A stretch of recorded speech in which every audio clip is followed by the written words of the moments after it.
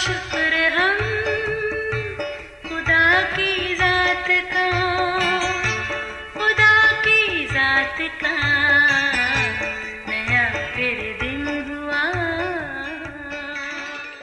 آج کی آیت: تمہارا کلام ایسا پرفضل اور نمکین ہو کہ تمہیں ہر شخص کو مناسب جواب دینا آ جائے۔ کلسیوں 4 باب 6 آیت۔ عزیز و یوسف ایک اچھا نیک دل مسیحی جوان تھا۔ وہ اچھے اخلاق اور کردار کا مالک تھا اور گفتگو میں صاحب تمیز تھا۔ اس نے ہمیشہ یہ کوشش کی کہ وہ اپنی اس صلاحیت کو یسوع کی گواہی کے لیے استعمال کرے۔ ایک بار اسے اپنے کسی امتحان کے لیے کسی فیکٹری میں مشینوں کے بارے میں کچھ معلومات درکار تھی۔ اس کے کسی دوست نے اپنے ایک عزیز کی فیکٹری کے بارے میں بتایا اور کہا کسی بھی وقت تم ادھر جا کر اپنی مطلوبہ معلومات حاصل کر سکتے ہو۔ یوسف نے اپنے دوست کا شکریہ ادا کیا اور ایک دن اس نے فیکٹری جانے کا ارادہ کیا۔ وہ ایسی فیکٹری تھی جہاں بڑے بڑے انجن بنتے تھے۔ وہ بڑی حیرت سے دیکھتا رہا، ساتھ بنانے والوں کی مہارت کی داد بھی دیتا رہا۔ واقعی ان بڑے اور پیچیدہ انجنوں کے بننے کا عمل نہایت دلچسپ تھا۔ جاتے ہوئے اس نے فیکٹری کے مالک کا شکریہ ادا کرنا چاہا۔ یوسف نے محسوس کیا کہ مالک ایک سنجیدہ طبیعت کا انسان اور سادہ مزاج ہے۔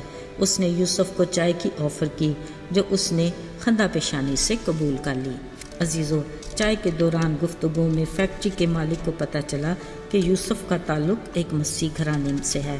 حسب عادت یوسف اس سے کچھ ایسی گفتگو کرنا چاہتا تھا کہ وہ تشنہ لب رہ جائے، پھر کسی نہ کسی روز پیاسا کنویں کے پاس آنے کے لیے مجبور ہو جائے۔ اس نے کہا، جناب، آپ کی فیکٹری میں بننے والے انجن دیکھ کر انسان حیرت زدہ رہ جاتا ہے، پر جو انسانی جسم کی مشینری خدا کی ذات نے بنائی اس کا تو کوئی جواب نہیں۔ پھر اور حیران کن بات یہ کہ اسی انسان کے دماغ نے بڑے بڑے انجن اور مشینیں ایجاد کیں۔ کیا کہنے اس خالق کے۔ یوسف کو احساس ہوا کہ فیکٹری کا مالک یہ سن کر کسی گہری سوچ میں پڑ گیا ہے۔ جاتے ہوئے یوسف نے مصافحہ کے لیے ہاتھ بڑھایا۔ وہ ایک دم چونک پڑا کیونکہ مالک کے ہاتھ میں وہ پرتباہ جوش نہیں تھا جو ہونا چاہیے تھا۔ مالک یوسف کے تاثرات کو سمجھ گیا، بولا، معاف کیجیے، میں آپ کے پرجوش ہاتھ ملانے کا ویسا جواب نہ دے سکا۔ اصل میں میرا یہ ہاتھ ایک حادثے میں اس قدر بری طرح کچلا گیا تھا کہ اس میں طاقت نہیں رہی۔ ایک بار لوہے کی سلاخ میری ہتھیلی کے آر پار ہو گئی تھی۔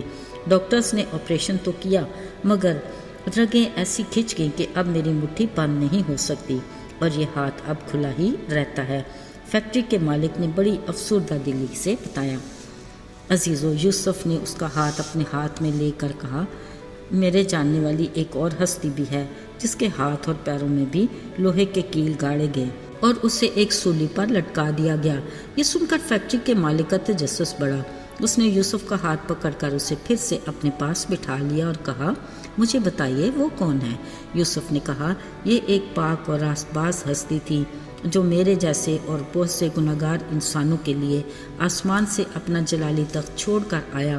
یہ آج سے تقریباً 2000 سال پہلے کا سچا واقعہ ہے۔ جس نے گناہگار انسان کے لیے اپنی جان کا کفارہ دیا، اس کے ہاتھ اس لیے کیلوں سے چھیدے گئے تاکہ ہر گناہگار کے لیے آسمان پر جانے کا ایک محفوظ راستہ کھل جائے، گناہوں سے نجات کا راستہ، تاکہ ہر کوئی کفارہ دینے والے مسیح کے ذریعے اس پاک خدا تک پہنچ جائے جہاں ہماری زندگیاں محفوظ ہیں۔ یہ سنتے اس فیکٹری کے مالک نے ایک بار پھر اپنی کھلی ہتھیلی کو دیکھا۔ یوسف نے پھر اپنی بات کو جاری رکھا اور کہا، آج بھی اس مسیح یسوع کے ہاتھ کھلے ہیں۔ اس کے چھیدے ہاتھ ہر اس انسان کو بلاتے ہیں جو اپنے گناہ کا اقرار کرتا ہے تاکہ ہم گناہ کی حقیقی سزا یعنی ہلاکت سے بچ جائیں۔ عزیزو، خدا نے اس دن اپنے بیٹے یوسف کو پھر بھرپور طریقے سے استعمال کیا۔ خدا کی قدرت کا کمال دیکھیے کہ اس تشنہ لب فیکٹری کے مالک نے یوسف کو اپنے پاس سے اٹھنے ہی نہ دیا۔ اس نے کہا، میں اس چھیدے ہاتھ یسوع کی دعوت کو قبول کرتا ہوں۔ میں بھی گناہ گار ہوں۔ میں اپنے گناہوں سے توبہ کرتا ہوں اور اس سے معافی کا خواستگار ہوں۔ عزیزو، کس قدر خوشی اور شادمانی کا دن تھا یہ۔ خدا بڑے طریقے سے یوسف کو اس فیکٹری میں لے گیا۔ یوسف نے اس فیکٹری کے مالک کے لیے خدا کا شکریہ ادا کیا جو اس پیاسی سامری عورت کی طرح زندگی کے پانی کی پیاسی تھی، اور خوشی کی بات یہ کہ زندگی کا پانی دینے والا خود وہاں موجود تھا۔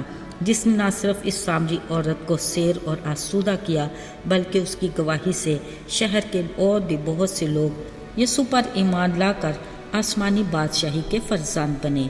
عزیزو، بطور مسیحی ہمیں بھی ہر پل خدا کی گواہی کے لیے تیار ہونا چاہیے اور اس موقع کی تلاش میں رہنا چاہیے۔ یاد رہے، ہر چھوٹا موقع بڑے کام کا پیش خیمہ ہوتا ہے۔ آئیے دعا کریں۔ اے خدا، تیرے کام کیا ہی عجیب ہیں، تو عظیم خدا ہے۔ ہمیں توفیق عطا کر اور اس لائق بنا کہ ہم تجھے اپنے پورے دل سے پیار کریں اور تیری گواہی اور خدمت کے لیے ہر وقت تیار رہیں۔ ہمیں اپنے نام کے جلال کے لیے استعمال کر۔